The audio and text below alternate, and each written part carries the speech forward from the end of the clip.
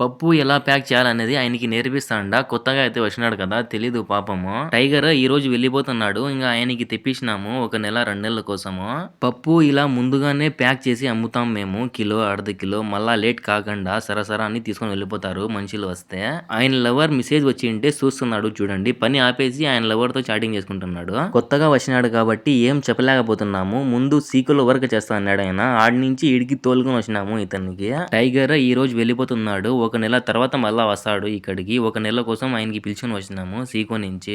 ఆకలైతాంది. మతాంకి వెళ్తున్నా. ఇక్కడ పిల్లలు చూడండి ఆడుకుంటున్నారు.